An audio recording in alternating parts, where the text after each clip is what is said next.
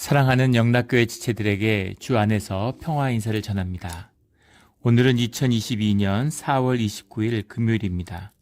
오늘의 묵상 본문은 여호수아서 8장 18절로 29절까지의 말씀입니다. 오늘 본문 말씀 18절부터의 말씀은 이렇게 시작합니다. 여호와께서 여호수아에게 이르시되 내 손에 잡은 단창을 들어 아이를 가리키라. 내가 이 성읍을 내 손에 넘겨주리라. 여호수아가 그의 손에 잡은 단창을 들어 그 성읍을 가리키니, 주님께서 여호수아에게 말씀으로 이제 이 성읍을 내 손에 넘겨준다라고 분명히 다시 한번 확인시켜 주시는 거죠. 그래서 지금 여호수아가 그 손에 잡은 단창을 들어 성읍을 가리키니, 단창이라고 하는 건 바키돈이라는 말인데, 키돈이라는 말이 이 단창이죠. 단창이라는 것은 뭐 영어로 하면 제벨린입니다. 제벨린이라고. 우리 지금 우크라이나 전쟁에서 러시아의 이제 기갑부대를, 러시아가 뭐 역사적으로 전통적으로 기갑부대, 전차부대 왕국이잖아요. 전차부대 왕국이었던 독일을 2차 대전에서 꺾고 늘 이 전차부대가 아주 악명 높았죠. 그런 전차부대를 이제 그 진격을 막은, 지금 우크라이나가 한 3일이면 점령될 것이다. 그런데 지금 뭐 2달 가까이 맹렬한 전투를 하고 있죠. 지금 뭐 군사 전문가들은 우크라이나가 이길 수도 있다, 뭐 이렇게 이야기합니다. 근데 그건 이제 서방의 뭐 40여 개국의 서방 국가들이 지금 아주 일치 단결돼 가지고 이제 우크라이나를 돕고 있기 때문에 가능한 일이겠죠. 그런데 그 우크라이나 군대의 가장 핵심적인 무기가, 그 전차부대를 저지한 무기가 제벨린 미사일이죠.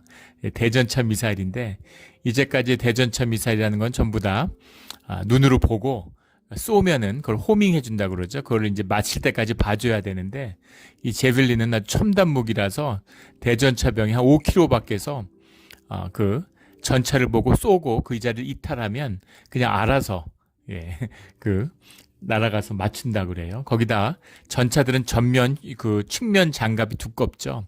그래서 맞춰서 파괴하기가 쉽지 않은데, 이건 하늘로 올라가서 위에서 떨어져서 지휘 통제하는 거를 공격한다는 거죠. 더 신기한 건 두 발이 쌍으로 다니면서 한 발이 타격을 하고 약해진 다음에 한 발이 추가로 타격해서 파괴한다는 겁니다. 그래서 어떻게 이런 무기를 만들었는지, 그 성스러운 제블린 그래가지고 우크라이나의 성벽에 그 성모 마리아가 제블린을 이렇게 들고 있는 그림을 벽면에 그려놓은 거, 뭐 이런 것도 나오고 그러죠. 그 제벨린, 이게 이제 단창 키돈입니다. 이 키돈이라는 것이 중요한 것은 그 당시에는 이 키돈이 가장 중요한 무장이었어요. 뭐 칼을 들고도 싸우지만, 칼이라고 하는 것은 지금으로 하면 단검, 부엌칼 정도입니다. 이미 철기 시대가 시작되었지만 기본적으로 철기가 굉장히 비싼 거고, 왕이나 이런 사람들이 이렇게 치장용으로 이렇게 다는 것이죠. 아주 귀금속 같은 이제 그런, 지금 황금 같은 그런 의미입니다. 금보다 철이 더 귀하던 시절이죠. 그래서 칼을 재련해 가지고 단조해서 길게 못 만드는 거예요. 그런 기술이 없던 시절입니다. 그렇기 때문에 얇게 만든 단창이죠. 얇게 창을 얇게 만들어 가지고 그걸 찌르는데, 찌르기도 하고 그걸 던지기도 하는 거죠. 가장 중요한 무기. 애굽의 전차 부대도 활을 쏘는 게 아니에요. 그림 같은 데 보면 활을 쏘는 걸로, 활은 훨씬 후대의 무기입니다. 활은 굉장히 비싼 무기죠. 창을 던지는 거죠. 창을 여러 개를 가지고 그 한 명은 말을 몰고 한 명은 위해서 창을 던지는 겁니다. 그게 이제 전쟁의 수단이죠. 여호수아가 손에 단창을 잡았다라고 하는 것은, 여호수아가 기본적으로 전사죠. 아멜렉 전투에서도 직접 전쟁을 지휘하는, 그리고 가나안의 정탐꾼으로 보내졌던 수색대로 보내진 거죠. 어떤 군대나 해병대도 뭐 정예 중에 정예 군대잖아요. 그 중에 가장 강력한 부대가 수색대죠. 근데 수색대의 역할을 했던 여호수아예요. 그러니까 여호수아는 직접 전쟁을 하고 칼과 창을 쓰는 그런 전사입니다. 그런데 단창을 들었다라는 것은 실제 그냥 의식용으로 전쟁을 지휘하는 그런 게 아니라 실제 피를 흘리고 싸울 수 있는 그런 전쟁의 지휘관이다라는 것을 보여주고 있는 거죠. 여호수아가 그 손에 잡은 단창을 들어 그 성읍을 가리키니, 19절에 그의 손을 드는 순간에 복병이 그들의 자리에서 급히 일어나 성읍으로 달려 들어가서 점령하고 그 성읍에 불을 놓았더라. 그러니까 지금 아이성의 전면에서 후퇴하고 있는 중이죠. 도망치고 있는 중입니다. 아이 군대의 공격을 받아서. 근데 뒤에 아이성 뒤에 매복하고 있는 군대에게 단창을 드는 것이 신호가 됐다는 거죠. 예. 그 단창이 눈에 보일 리가 없죠. 예. 그리고 여호수아도 눈에 안 보였을 거예요. 복병의 척후들이 나와서 어떻게 전쟁이 진행되고 있는 걸 보고 있었겠죠. 근데 그 신호가 단창을 뽑아 드는 것이었는데, 단창을 뽑아 들었을 때 단창이 매끈매끈하잖아요. 그 햇볕이 강렬하니까 그 햇볕에 그 단창이 반짝반짝 빛났겠죠. 그걸 서로 약속한 신호니까 그 단창에 반짝이는 그 불빛을 보고 빛을 보고 그 신호를 이제 잡아내는 거죠. 그 여호수아가 신호를 내렸을 때 그때 복병들이 아이의 군대가 아이성에서 충분히 떨어져 나와 있어야 되는 거죠. 안 그러면 다시 돌아가면 큰일이니까. 만약에 아이의 군대가 아이성으로 급히 돌아가면 복병들이 오히려 아이성 안에 갇히는 거죠. 그렇게 되니까 충분히 거리를 둬야 되고, 또 급히 도망가다가 갑자기 전투를 할 수 없잖아요. 이제 반격할 수 있는 전열을 갖추고 준비가 끝난 다음에, 이 타이밍이 기가 막힌 타이밍이어야 되는 거죠. 이제 이게 쉽지 않은 겁니다. 우리 어제 말씀에도 나눴지만 이 유인, 포위, 선멸, 이거는 이 군대의 아주 그냥 기본적인 교리죠. 전격전의 기본적인 교리입니다. 이걸 역사적으로 가장 잘했던 나라가 몽고군이죠. 몽고군인데 몽고군의 핵심이 그 망구다이라고 하는 이 수색대와 같은 특별부대입니다. 망구다이가 얼마나 역사적으로 큰 영향을 남겼는지 지금도 한미 연합훈련 중에 망구다이 훈련이 있어요. 그리고 미군의 신임 해병대 같은데 신병 훈련을 망구다이 훈련이다 이렇게 부른다는 얘기를 들었습니다. 망구다이라는 것이 이제 그 군대를 유인하는 병력이에요. 예. 그 유인해야 되는데 전쟁에도 탁월해야 되고 연기력도 탁월해야 되는 거죠. 싸움을 진짜 리얼하게 해서 정말 지는 것처럼, 정말 쫓기고 아주 격렬하게 싸우지만 패하고 있는 것처럼 보여야 되는 겁니다. 그래서 이 유인 작전의 키는 망구다이들이 쥐고 있는 거죠. 근데 이게 얼마나 망구다이들이 전쟁에 아주 달인들이고 이걸 잘했는지, 그리고 엄청난 희생이죠. 망구다이들이 죽지 않는데 속겠어요. 피를 흘리고 자기 목숨을 내주면서 적을 유인하는 거죠. 예, 근데 유럽 침공 같은데 바투의 유럽 원정 이런 걸 보면 하도 이걸 써먹으니까 다 아는 거예요. 다 알고 있는데도 전장에서 속는 겁니다. 하도 망구다이가 연기를 잘하니까 그런 거죠. 이게 말은 이렇게 쉽게 나오지만 이게 무슨 이런 전략을 세웠다고 해서 여기에 먹혀드는 게 아니죠. 예, 이것이 먹혀들 수 있었던 건 성령의 역사입니다. 주님의 뜻과 주님의 인도하심이 있기 때문에 지금 무슨 전쟁의 달인들도 아니고 전쟁을 무슨 잘하는 백성들이 아니잖아요. 서툴잖아요. 그럼에도 불구하고 이런 기가 막힌 전술이, 특히 직업 군인들이 아니에요. 또 이렇게 무슨 전열을 나누고 전대를 나눠서 이런 대부대 훈련을 해본 적이 한 번도 없는 그런 백성들입니다. 남성들 뽑아서 나왔는데 기본적으로 전쟁하는 사람들이 아니에요. 이 차이는 엄청나게 큰 것입니다. 군대도 마찬가지죠. 군대는 왜 이런 전쟁에 이렇게 혼비백산에서 넘어가서 괴멸됐을까? 이것도 마찬가지입니다. 이들도 직업군인들이 아니죠. 직업군인이라는 건 중세가 끝날 때 기사들이 있었고, 대규모의 군대가 직업군대화된 것은 근대 와서 처음입니다. 일본도 마찬가지죠.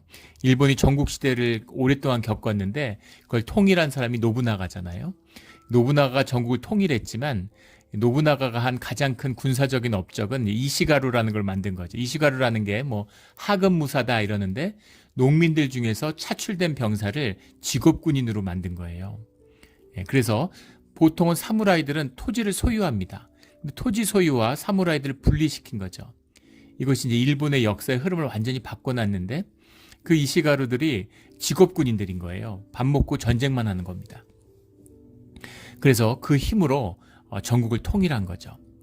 오다 노부나가 갑자기 혼노지의 변이라는 걸로 죽음을 맞죠. 부하의 배신으로. 그래서 그 부하 중에 도요토미 히데요시가 이제 그걸 잇는 거잖아요. 도요토미 히데요시가 그 당시 전국 시대의 최강의 가문이 관동 지역을 지배한 호조 가문이에요. 호조 가문이, 관동 지역이 이제 땅이 넓고 산물이 풍부하니까 호조 가문이 관동 지역을 완전히 지배하고 있었는데 도요토미의 군대가 호조의 집안을 완전히 무너뜨려서 완전히 멸문지화를 시킵니다. 호조 가문이 그렇게 막강했는데 어떻게 그렇게 한 번에 무너졌을까? 근데 그 역사를 견밀히 들여다보면 호조 가문의 군대라는 건 전통적인 군대죠. 다 농민들이에요. 1년 내내 농사 짓다가 농한기에 동원돼서 나오는 겁니다. 근데 도요토미 히데요시의 부대는 전문적인 군인들이에요. 직업 군인입니다. 1년 내내 밥 먹고 전쟁 연습만 하고 전쟁만 하는 그런 군인들이죠. 그러니까 상대가 안 되는 거죠. 그런 직업 군인 이시가루가 전국 시대가 통일됐을 때 한 140만 정도 됐다고 그러죠. 그러니까 그게 얼마나 위협이 되겠어요. 전쟁이 더 이상 없는데. 그러니까 그걸 해소하기 위해서 조선을 침략한 거죠. 임진왜란의 시작입니다. 임진왜란에서 이시가루가 한 30만 죽었다고 그러죠. 그런 직업군인들을 상대로 싸워냈던 조선의 그 민중들, 농민들의 그 피해와 그걸 얼마나 정말 상상만 해도 끔찍하잖아요. 그걸 이겨낸 거죠. 우리 한민족도 정말 대단한 민족입니다. 그런 직업 훈련받지 않은 군인들, 이런 군인들이 이런 작전을 이렇게 능숙하게 딱딱 떨어지게 행할 수 있었던 것, 이것은 주님의 뜻 가운데서 주님의 인도하심이 있었기 때문에 가능한 것이다 라는 거죠. 그 복병들이 그 단창을 드는 것을 보고 그 성읍에 달려가서 성읍을 점령하고 성읍에 불을 놓았더라. 불을 왜 놓았을까? 불을 왜 놓은 이유는 이것이 아이 사람들도 봐야 하기 때문이죠. 지금 이스라엘은 그 의미를 알아요. 점령된 걸 알아요. 그런데 불을 놔서 불 연기가 피어오르는 걸 봐야, 그래야 아이의 군대가 뒤돌아보고 성읍이 점령됐구나 하는 걸 알고, 그리고 완전히 정신적으로 무너졌겠죠. 그리고 사실은 성을 점령한 군대는 그렇게 많지 않았죠. 아이의 군대가 지금 많아요. 지금 12,000명이나 됩니다. 그런데 12,000명은 남녀 다 합친 거니까 그중에 절반만 해도 한 6,000명 되는 거잖아요. 그런데 지금 완전히 공황 상태에 빠진 거죠. 그리고 이 군대 안에는 아마 베델의 군대도 섞여 있었겠죠. 그런데 뒤에서 연기가 피어올리고 성이 점령된 걸 보니까 완전히 후퇴할 수도 없고 성으로 돌아가서 전진할 수도 없고 전열이 무너지고 사기도 완전히 꺾였겠죠. 군대는 사기로 싸우는 건데 사기가 꺾였으니까 질이 멸렬한 겁니다. 다윗 사람들이 뒤를 돌아본 즉 그 성읍의 연기가 하늘에 닿은 것이 보이니 이 길로도 저 길로도 도망할 수 없이 되었고 광야로 도망하는 이스라엘 백성은 그 추격하던 자에게로 돌아섰더라. 21절에 여호수아와 온 이스라엘이 그 복병이 성읍을 점령함과 성읍의 연기가 오름을 보고 다시 돌이켜 아이 사람들 쳐 죽이고 도망가던 이스라엘인지 돌이켜서 다시 공격을 하는 거죠. 22절에 복병도 성읍에서 나와, 성읍은 지금 군인들이 없으니까 금방 점령한 거죠. 그리고 성읍에서 쏟아져 나와서 들판에서 뒤에서 공격을 받고 앞에서 공격을 받고 있으니까 이럴 수도 저럴 수도 없는, 베델로 도망치려고 하는데 베델로 가는 길에도 복병이 숨어 있죠. 그러니까 완전히 포위된 것입니다. 그들이 이스라엘 중간에 든지라 어떤 사람들은 이쪽에서 어떤 사람들은 저쪽에서 쳐 죽여서 한 사람도 남거나 도망하지 못하게 하였고 아이 왕을 사로잡아 여호수아 앞으로 끌어왔더라. 그래서 완벽한 승리. 여기서 하나 보여주는 것은 계획대로, 기가 막히게 계획대로 들이맞았다는 거죠. 계획을 세웠는데 딱딱 들어맞은 거예요. 이것이 주님의 뜻 가운데 있는 형통의 비밀입니다. 주님의 뜻과 하나가 됐기 때문에, 주님의 인도하신 가운데 하나가 됐기 때문에 이런 일들이 일어나는 거죠. 형통의 길이 우리 삶 가운데 열리기를 주의 이름으로 축원합니다. 주님과 함께하는 축복이죠. 임마누엘의 축복입니다. 그런데 여기서 하나, 왜 이 사람들을 다 죽여야 했을까? 우리가 이 가나안 전쟁을 보면서 마음에 약간 불편함이 있는 이유는 왜 이렇게 사람들을 다 죽이나 하는 거예요. 이것은 이 사람들이 원한에 사로잡혔거나 잔악해져서가 아니라 신명기의 말씀 때문이죠. 신명기 20장에 보면 16절인가요? 11절인가 좀 정확히 기억은 안 나는데, 호흡 있는 모든 자는 하나도 살리지 말라는 주님의 명령이 있었죠. 우리 어제 말씀에도 나눴지만 이 말씀을 잔혹하게 여기는데, 그럼 이방인은 다 죽어야 되는 것인가? 그런 의미는 아니라는 것을 우리가 이미 알죠. 우리 여리고성을 점령할 때 라합과 그의 가족들이 구원받았을 뿐 아니라 라합이 그리스도의 혈통이 되었다는 겁니다. 놀라운 일이죠. 주님의 뜻이 모든 이방 민족, 모든 열방이 죽게 돌아오는 것이 주님의 뜻이라는 것은 분명합니다. 그런데 주님께 거역하고 우상을 숭배하는 우상에 묶인 우상의 백성, 마귀의 백성이 되어 있다는 거예요. 이것이 그곳에 살면서 절대 섞여서는 안 된다는 주님의 뜻이죠. 우리가 어제 무슨 귤이나 빵 얘기 같은 거 했잖아요. 곰팡이가 쓸었는데 곰팡이들도 생명인데 다 죽이는 게 너무 안타까워. 저 좋은 비유인지 모르겠는데, 그래서 조금이라도 하나라도 살려놓으면 그러면 끝장이 나는 거죠. 쥐 2마리가 살아남으면 그게 1년에 몇십만 마리로 늘어날 수 있다고 그러죠. 환경과 식량만 충분하다면 50만 마리인가요? 지금 정확히 기억이 안 나는데 상상을 초월하는 숫자로 늘어나더라고요. 쥐가 1마리도 없는 것과 단 2마리가 살아남은 것의 차이가 어떤 것인지 보여주는 거죠. 절대 우상의 문제, 이 세상이라고 하는 것은 기본적으로 마귀가 지배하는 곳입니다. 공중의 권세 잡은 자의 것이다. 예수님도 마귀를 세상의 왕이다 이렇게 이야기하죠. 그런 공중의 권세 잡은 마귀의 땅에 마귀의 백성들이 살고 있어요. 근데 거기서 주의 자녀들이 믿음을 지키고 성화되어서 거룩하게 살으라고 말씀하시는 겁니다. 마귀의 자식들하고 같이 사는데 어떻게 성스럽게 거룩하게 구별될 수가 있어요. 그래서 그것을 끊으라는 것이죠. 끊어야 된다는 겁니다. 이렇게까지 말씀하시고 이렇게까지 사람들을 진멸하라고 얘기하시는데도 불구하고 우리는 그 결국 어떻게 되었는지를 알고 있죠. 가나안에 들어간 이스라엘 백성이 축복의 땅을 받았는데 축복의 땅이 결국 저주의 땅이 되었다는 것을 보게 됩니다. 그것이 이 우상 숭배의 백성들을 그들 가운데서 끊지 못했기 때문이다라는 것을 보게 되는 거죠. 24절에 이스라엘이 자기들을 광야로 추격하던 모든 아이 주민을 들에서 죽이되 그들을 다 칼날에 엎드러지게 하여 진멸하기를 마치고 온 이스라엘이 아이로 돌아와서 칼날로 죽임에 주님의 말씀이 성취된 것입니다. 우리의 삶의 자리에서 악을 흔적도 없이 진멸하는, 완전히 끊는 그런 우리의 성화가 이루어지기를 주의 이름으로 축원합니다. 25절에 그날에 엎드러진 아이 사람들은 남녀가 모두 12,000명이라. 여리고보다는 한 3분의 1 정도 규모지만 그래도 적지 않은 그런 규모의 성이라는 것을 보여줍니다.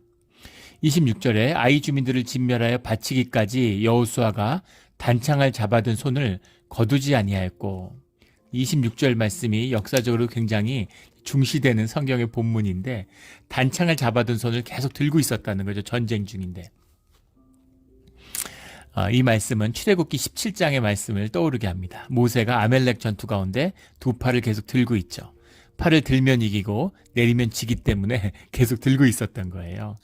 그 모습을 여호수아가 기억하고 있겠죠. 여호수아가 단창을 잡아둔 손을 거두지 않았다라는 것은 여러 가지 의미가 있습니다. 하나는 이것이 주님의 역사하심을 보여주는 것이다 라는 것이죠. 주님이 싸우는 것이다 라는 것을 보여준다라는 뜻이 있고, 현상적으로도 이스라엘 주민들이 싸우는데 두려움에 사로잡혔겠죠. 한번 깨졌으니까 얼마나 무서웠겠어요. 그런데 여호수아의 말을 듣고 싸우는 겁니다. 여호수아가 하나님의 말씀을 전하죠. 근데 사람들은 여호수아의 이야기를 들었어요. 그래서 여호수아를 통해서 하나님의 말씀의 임재를 보게 되는 거죠.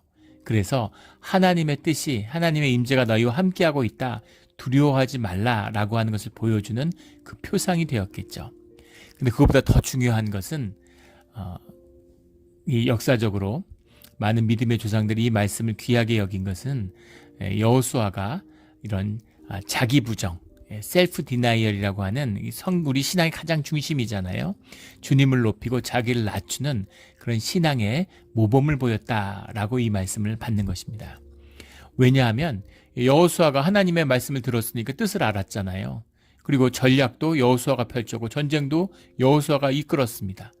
그러면 사람들이 하나님께 영광을 돌릴까요? 아니면은 여호수아에게 영광을 돌릴까요? 눈에 보여있고 현상의 사람들이에요. 그러지 말라고 아무리 얘기를 해도 그래도 여호수아를 높이고 여호수아를 영웅으로, 우상으로 만들게 돼 있습니다. 그런데 그러지 말라는 것이죠. 하나님의 영광을 도둑질하지 않기 위해서 이 모든 역사함이 주님의 뜻이다라는 걸 보여주고 있는 거죠. 또 여호수아가 이 자기 겸손의 속에서 보여주는 것은 하나님의 역사하심의 뜻이 무엇인가라는 것을 표상하고 있습니다. 무슨 말이냐면 하나님이 하시는 일이라는 거예요. 여호수아가 전쟁 지도자입니다. 아멜렉 전투에서 직접 칼을 들고 나가 싸워서 이 전쟁을 승리로 이끌었던 지도자예요. 피가 끓고 피가 뜨거운 그런 전사죠. 싸우고 싶지 않았겠어요. 앞에 동포들이 싸우고 있는데 자기가 전쟁 앞에서 제일 먼저 뛰어나서 싸우고 싶은 그런 열혈, 그런 육정이 있었을 것입니다. 그러나 그렇게 하지 않고 자기 뜻이나 자기 기분에 끌리지 않고 주님이 싸우시고 주님이 이기실 거라는 것을 보여준 거죠. 그래서 주님의 뜻에 순종하고 잠잠히 있는 것이 주님이 승리하고 이기는 것이다 라는 것을 여호수아가 보여주었다는 겁니다. 말이 생각해 보면은, 눈으로 보면, 싸우지 않고 가만히 서서 창만 들고 있으면 피 흘리고 피가 튀고 죽음을 무릅쓰고 막 창 휘두르고 창으로 찌르고 칼 휘두르는 것보다 이게 훨씬 더 쉬워 보이지만, 하지만 사실은 그렇지 않죠. 이것이 힘든 것입니다. 주님 안에서 잠잠하고 주님께 온전한 영광을 돌리는 거죠. 이것이 믿음의 사람들이 해야 될 일이에요. 교회에서 봉사하고, 교회에서도 봉사하면 사람들이 다 박수치고 높이잖아요. 칭찬받고 높임받는 게 좋은 것이죠. 주님의 영광을 도둑질하는 것을 무슨 목회나 사역의 보람같이 여기는 그런 종교인들이 많습니다. 그런데 오직 주님만 높임을 받아야 되는 것이죠. 그래야 주님의 임재가 끊어지지 않고 주님의 역사가 일어나는 것입니다. 굉장히 중요한 말씀이에요. 이 말씀을 새기고 또 새기는 우리 모두가 되기를 주의 이름으로 축원합니다. 몽고메리 원수라는 2차 대전의 영웅이 있죠. 영국의 육군 지휘관이었습니다. 알아메인 전투, 북아프리카에서 사막의 여우 롬메를 물리친 장군이죠. 상승 장군이에요. 한 번도 패한 적이 없습니다. 1차, 2차 세계대전을 겪었는데 한 번도 전쟁에 지지 않은 그런 장군, 역사적으로 그런 장군들이 몇 명 되죠. 그래서 전쟁의 영웅인데, 또 몽고메리 대원수가 군인으로서 지휘관으로서 뛰어났을 뿐만 아니라 그 뒤에 세계 전쟁사라는 것을 써서 이 사람이 굉장한 지성의 소유자다라는 것도 역시 이제 보여주었죠. 세계 전쟁사를 읽으면 그 시절에 한국이 알려지지도 않았는데 그 이순신 장군에 대한 이야기를 쓰고 역사상 가장 뛰어난 장군으로 이순신 장군을 꼽습니다.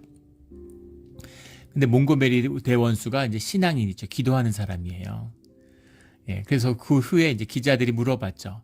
늘 전쟁에 이길 수 있었던 비밀이 뭐냐고 물어봤더니 몽고메리 원수의 대답이 놀라웠습니다. 그 뭐라고 얘기하냐면 1차 세계대전에 대대장으로 참전을 했는데 인류 역사 가장 끔찍한 전쟁이 1차 세계대전이라고 그러죠. 하루 전투에 수십만이 죽었던 그런 참호전을 하는 비참한 전투입니다. 근데 밤을 새워서 막 전쟁을 하는데 청년들은 계속 죽어나가고 엄청난 스트레스를 받는 거죠. 견딜 수 없는 스트레스, 너무 힘들어서 마음속에 자포자기하는 심정이 들어서 주님한테 무릎 꿇고 기도하고, 저는 못하겠습니다, 주님. 저는 전쟁을 지휘 못하겠습니다. 주님이 좀 알아서 해주십시오. 너무 힘드니까 그냥 쓰러져 잠이 들었다는 거죠. 근데 아침에 일어났더니 대승을 거뒀대요. 그때부터 그것이 루틴이 돼가지고 전쟁이 힘들고 어려워지고 막 힘들어지면 주님한테 기도하고 그냥 잔다는 거예요. 전쟁터에서 항상 기도와 숙면을 취하는 것, 그것이 상승의 비밀이었다, 이렇게 얘기를 하는 겁니다. 놀라운 고백이죠. 그게 승리의 비밀이고 상승 장군의 비밀이에요. 뭐 만슈타인이, 롬메리니, 무슨 독일에 대단한 군인들이 많았죠. 근데 그들을 이길 수 있었던 힘은 주님이 함께 하심입니다. 이걸 잊지 말아야 되는 것이죠. 그런데 우리가 봐야 될 것은 오늘 여호수아 이야기에서 몽고메리 대원수의 겸손함입니다. 내가 지략이 뛰어나고, 누가 알아요? 내가 밤새도록 잠을 안 자고 전쟁을 지휘했고 내가 뭘 했고 얼마든지 꾸밀 수 있잖아요. 나폴레옹 같은 사람, 이탈리아 정복 전쟁으로 젊은 나이에 영웅이 됐죠. 자기가 이탈리아를 넘는 것을 트루쿠아인가요? 정확히 좀 이름이 기억이 안 나는데 프랑스의 화가를 데려다가 그 유명한 그림, 예전에 그 나폴레옹이라는 양주의 그 그림에 있어서 다들 아시죠? 그 산맥을 넘는 말을 타고, 흰 백마를 타고 망토를 휘날리는 엄청나게 멋진 그림을 그렸잖아요. 자기의 영웅의 이미지를 거기다 보여준 거죠. 실제는 나폴레옹은 전투에 나서지도 않았을 뿐 아니라 앞에 서지도 않았죠. 군대가 다 넘은 다음에 전투가 다 끝나고 마지막에 그 전쟁에 도착했는데 그 나귀를 타고 병사들이 나귀를 타고 말이 눈으로 덮인 산을 넘을 수가 없죠.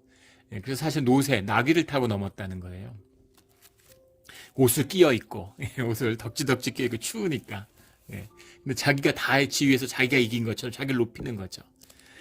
그래서 결국은 자기가 황제가 되고 사실은 패망하고 말았잖아요. 자기를 낮춘다는 겸손이 주님과 함께하지 않는 사람에게는 정말 그것은 불가능한 일입니다. 자기를 이렇게 겸손히 낮출 수 있는 이것이 여호수아가 주님께 택함을 받고 주님과 함께 동역자로 세움을 받은 비밀이겠죠. 이 깊은 비밀을 놓치지 않는 우리 모두가 되기를 주의 이름으로 축원합니다. 27절에 오직 그 성읍의 가축과 노력한 것은 여호수아께서 여호수아에게 명령하신 대로 여호와께서 이스라엘이 탈취하였더라. 그 생명을 진멸할 뿐이지 그 탈취한 것들은 여리고성과 다르게 이제 이스라엘이 취하게 되었다라는 겁니다. 28절이 여호수아가 아이를 불살라 그것으로 영원한 무더기를 만들었더니 오늘까지 황폐하였으며, 여기서 오늘까지라는 건 후대에 여호수아서가 쓰여질 때인데 그것이 이제 1928년에 고고학적으로 아이성이 발굴이 됐죠.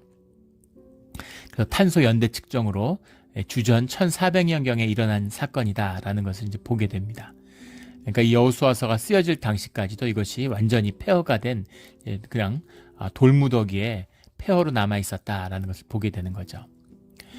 29절에 그가 또 아이왕을 저녁 때까지 나무에 달았다가 해질 때에 명령하여 그의 시체를 나무에서 내려 그 성문 어귀에 던지고 그 위에 돌로 큰 무더기를 쌓았더니 그것이 오늘까지 있더라.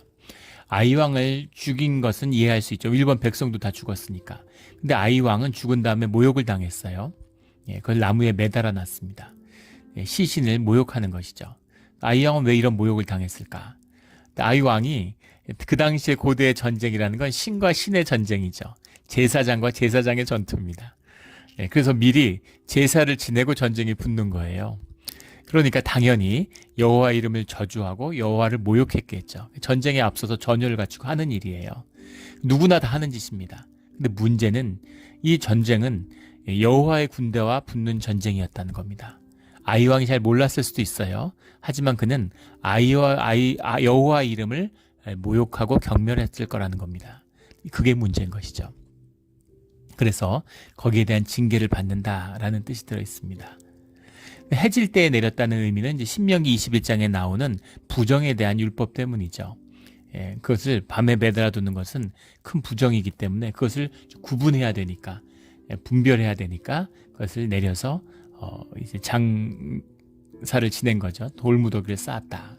돌무더기를 쌓는 것은 사람들에게 보이기 위한 거죠. 성문 어귀에 왜 던졌을까? 성문 앞에는 왕이 앉아서 백성들을 광장처럼 그 앞에 앉아서 심판하는 것입니다. 그래서 왕의 권위가 드러나는, 물론 뭐 아이 왕이라 그래봐야 조그만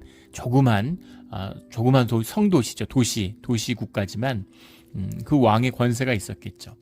근데 그 성문 어귀라고 하는 것이 왕의 권위와 권세가 드러나는 곳이에요. 근데 그곳에 모욕과 그것이 심판받았다는 것은 증거가 되는 돌무더기로 사람들에게 기억되었다라는 겁니다. 이것이 이 세상 권세의 끝이죠. 악인이 흥황할 수도 있고 악과 연합해서 세상에서 큰 성공을 거두고 떵떵거릴 수 있습니다. 근데 그 끝은 영원한 죽음이고 영원한 수치다라는 것을 분명히 보여주고 있는 것이죠. 우리의 삶도 마찬가지입니다. 잠깐 사는 거예요. 얼마나 더 살겠습니까? 저도 이제 갓 50을 넘었지만 이제 삶에 남아있는 인생이 20, 30년밖에 안 되는구나. 이때까지 살아온 삶의 반도 안 남았구나 라는 걸 보게 됩니다. 여기 우리 삶이에요. 강건해야 7, 80을 사는 그런 우리의 인생입니다. 이 인생은 끝나고 나면 새로운 영원한 삶이 우리 앞에 열리는 것이죠. 그 깊은 삶과 생명의 뜻을 헤아려 주님의 함께하는 그 복을 누리는 그런 우리의 삶이 되기를 주의 이름으로 축원합니다. 아멘. 함께 기도드리겠습니다. 하나님 아버지 감사합니다. 우리가 세상에 살면서 세상에 악으로 흥황하는 것을 부러워할 때가 있었습니다. 세상에 성공과 현상에서 쌓는 그런 성공을 부러워하고 그렇게 되고 싶어서 우리의 인생을 삶을 바꾸고 싶어하는 그런 유혹에 시달릴 때가 있었습니다. 그러나 주님, 삶의 본질은, 삶의 실제는, 이 껍데기 밑에 흐르는 진정한 생명의 삶은 정말 귀하고 귀한 존귀한 삶의 비밀이 우리에게 있음을 보여주시니 감사합니다. 또 그 삶이 이 껍데기 가운데 흘러서 삶이 실제가 되는 것이, 이 본질이 실제가 되는 것이 우리의 삶의 비밀임을 알려주시니 감사합니다. 주님과 함께함으로, 주님의 이름으로 오늘 여호수아가 아이성에서 승리한 것 같이 우리 삶에서 여호와와 함께함으로, 여호와 하나님의 지혜가 함께함으로, 우리의 순종과 믿음이 함께함으로 승리하는 오늘 하루의 삶이 되게 하여 주시옵소서. 주님께 온전히 영광을 돌리며 주님의 영광을 결코 도둑질하지 않는 또 주님의 왕과 같은 제사장이 되기를 원합니다. 감사드리며 예수 그리스도의 이름으로 기도드렸습니다. 아멘.